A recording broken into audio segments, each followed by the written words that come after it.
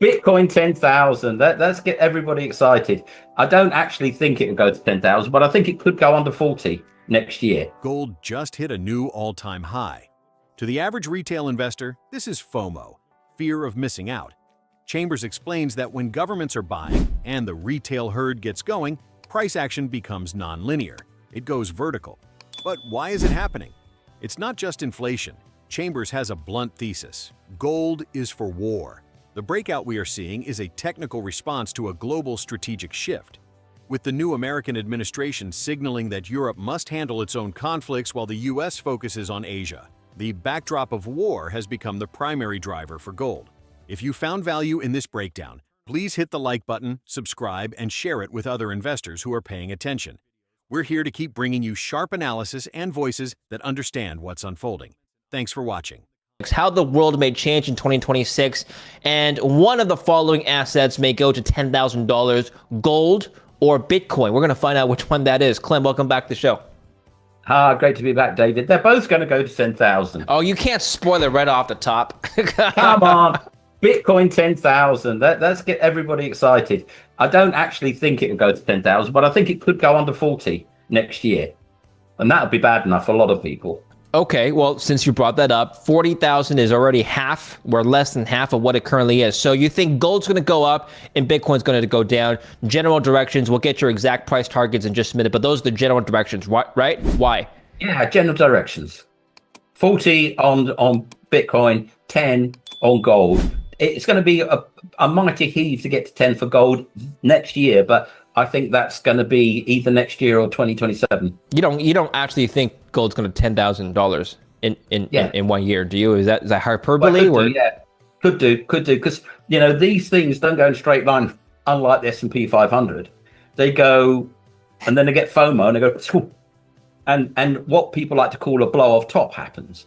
Yeah, so we just made an all-time high this morning, and FOMO is a powerful thing, particularly in retail land. And when you've got underneath it all these governments buying, when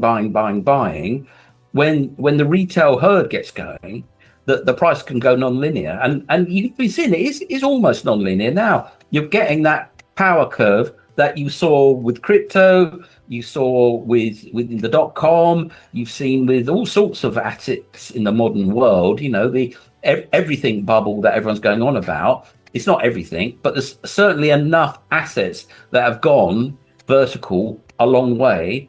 And even though gold is a very heavy asset in terms of market cap, once the retail guys get their teeth into an asset, it can really motor. So a double is really not off the cards.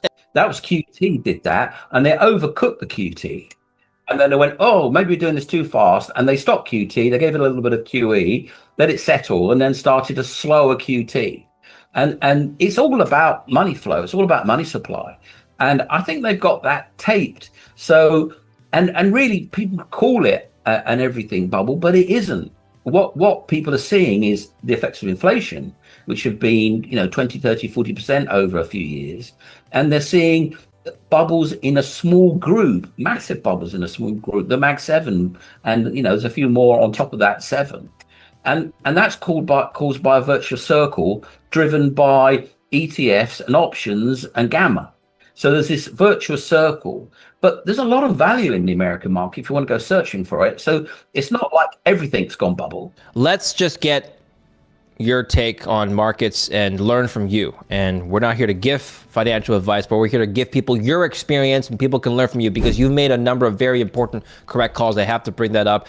Last year, exactly almost a year ago, Clem, late last year, we had you on a number of shows, including one debate with a Bitcoiner, and you had said that Bitcoin at the time at 120, 108,000, well, just after 100,000, you said it would peak around 120,000, something around that level. Yeah, you were spot on, actually just a perfect call. And then you were long gold at the time. So you saw this coming. Gold went up something like an additional 36% year to date. Bitcoin went down. So you called the top on Bitcoin and you called the trend in gold pretty much spot on. What motivated you to make those calls at the time? Let's review those calls first. Okay. And then we can apply them to today. Yes. So gold was, dibbling along sideways. And a few years before that, it dawned on me, why do governments hold gold? It's a strategic asset, obviously, but what's the strategy? Gold is for war. And the new American government at the beginning of the year came out and said, as far as I'm concerned, World War III has started. Europe, we're going to throw you under the bus. You've got to sort out the Russians. We've got to sort out Asia, China. And that's sounding rather like a lot of war coming. So obviously that means gold is going to go up. And then it broke out. It broke out of its band. So it made a technical breakout. And all this backdrop of war, it's a no-brainer. I'm more proud of my platinum and palladium call roughly at the same time and on your show. And they've doubled. They've done better than gold, I think. But they've done, and that was a total orphan asset. Platinum, palladium, forget it. What are you talking about? Yeah. And that was purely because of what was coming up is going to be an energy dynamic where energy is incredibly important. And platinum and palladium, in my book, the internal combustion engine was not going to go away. America was going to ban it. Europe was going to ban it, end of the internal combustion engine. And for me, with the new Trump administration coming up, and even without them, because of AI, the internal combustion engine wasn't going to go away. So all that platinum and palladium that was stacking up because of electrification in vehicles, that process was going to get into reverse. And therefore, then there was going to be a shortage of platinum and palladium, and up it would go. And it has gone.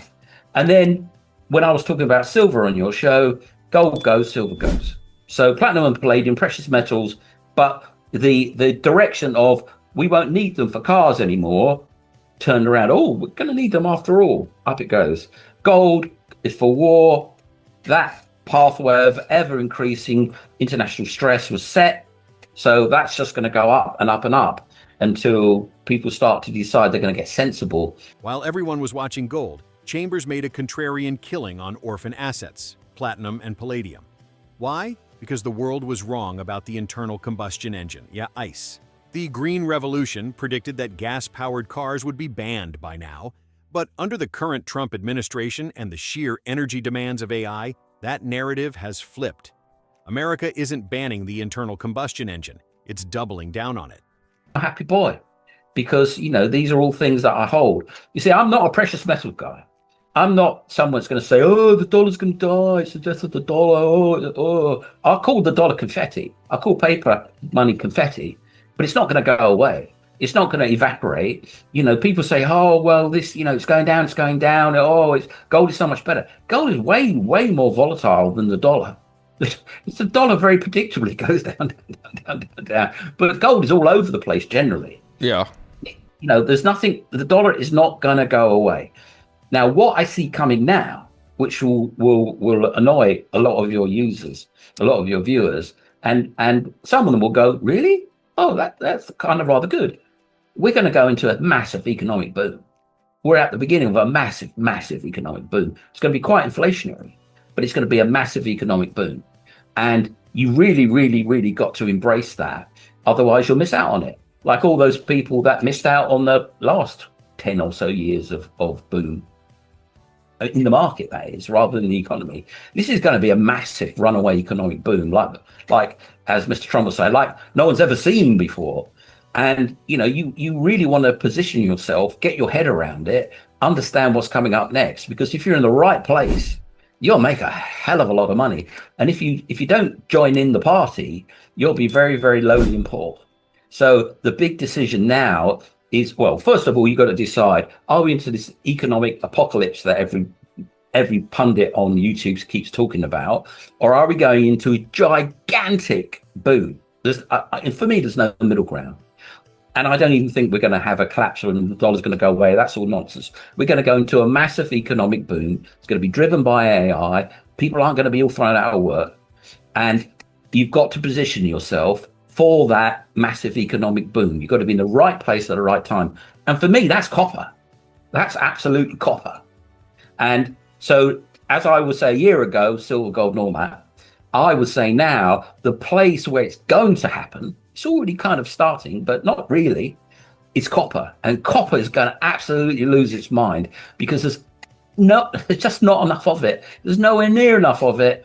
And there wasn't enough of it when cars were going to be electrified. Now it's going to be a great thing. And they're still going to be electrified. It's still going to be a great thing. But now, with the demand for electricity, there's absolutely, there's absolutely not enough copper to go around, not enough electrical grid, not enough air conditioning machines, not enough cables, not enough buildings, not enough energy, not enough raw material.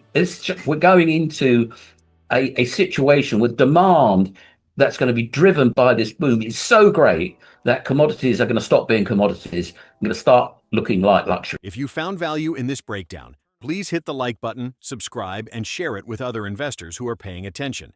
We're here to keep bringing you sharp analysis and voices that understand what's unfolding. Thanks for watching.